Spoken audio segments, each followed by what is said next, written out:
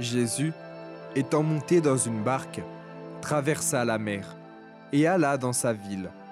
Et voici, on lui amena un paralytique couché sur un lit. Jésus, voyant leur foi, dit au paralytique, « Prends courage, mon enfant, tes péchés te sont pardonnés. » Sur quoi quelques scribes dirent au-dedans d'eux, « Cet homme blasphème !» Et Jésus, connaissant leurs pensées, dit, « Pourquoi avez-vous de mauvaises pensées dans vos cœurs? Car lequel est le plus aisé de dire, « Tes péchés sont pardonnés » ou de dire, « Lève-toi et marche » Or, afin que vous sachiez que le Fils de l'homme a sur la terre le pouvoir de pardonner les péchés, « Lève-toi, dit-il au paralytique, prends ton lit et va dans ta maison. » Et il se leva et s'en alla dans sa maison. Quand la foule vit cela, elle fut saisie de crainte, et elle glorifia Dieu qui a donné aux hommes un tel pouvoir.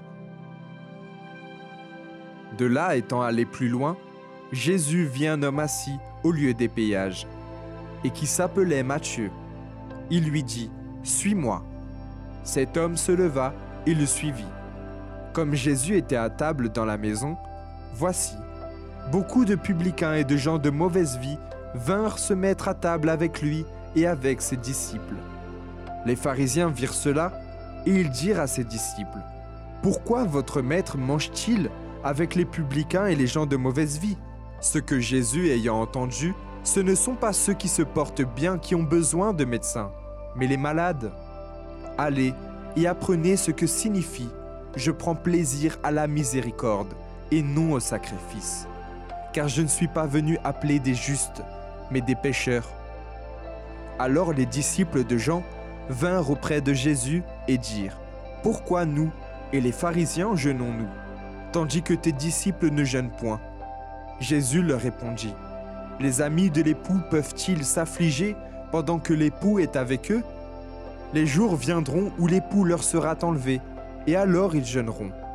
Personne ne met une pièce de drap neuf à un vieil habit, car elle emporterait une partie de l'habit, et la déchirure serait pire. On ne met pas non plus du vin nouveau dans de vieilles outres, autrement, les outres se rompent, le vin se répand, et les outres sont perdues. Mais on met le vin nouveau dans des outres neuves, et le vin et les outres se conservent. » Tandis qu'il leur adressait ces paroles, voici, un chef arriva, se prosterna devant lui et dit, « Ma fille est morte il y a un instant, mais viens, impose-lui les mains, et elle vivra. » Jésus se leva et le suivit avec ses disciples. Et voici, une femme atteinte d'une perte de sang depuis 12 ans s'approcha par derrière et toucha les bords de son vêtement, car elle disait en elle-même, « Si je puis seulement toucher son vêtement, je serai guérie. » Jésus se retourna et dit, en la voyant, « Prends courage, ma fille, ta foi t'a guérie. » Et cette femme fut guérie à l'heure même. Lorsque Jésus fut arrivé à la maison du chef, et qu'il vit les joueurs de flûte et la foule bruyante, il leur dit, « Retirez-vous, car la jeune fille n'est pas morte, mais elle dort. » Et il se moquait de lui. Quand la foule eut été renvoyée, il entra, prit la main de la jeune fille, et la jeune fille se leva. Le bruit s'en répandit dans toute la contrée. Étant parti de là, Jésus fut suivi par 2 aveugles qui criaient, « Aie pitié de nous, fils de David !»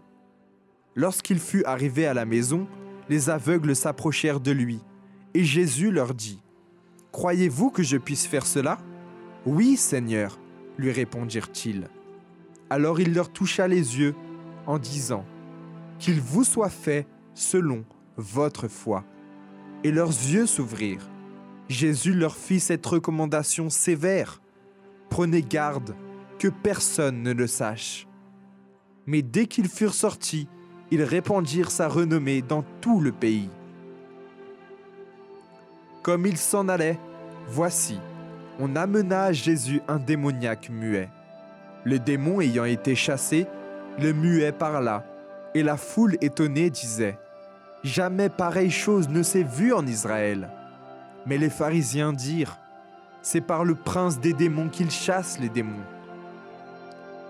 Jésus parcourait toutes les villes et les villages, enseignant dans les synagogues, prêchant la bonne nouvelle du royaume et guérissant toute maladie et toute infirmité. Voyant la foule, il fut ému de compassion pour elle, parce qu'elle était languissante et abattue, comme des brebis qui n'ont point de berger. Alors il dit à ses disciples, « La moisson est grande, mais il y a peu d'ouvriers. Priez donc le maître de la moisson d'envoyer des ouvriers dans sa moisson. »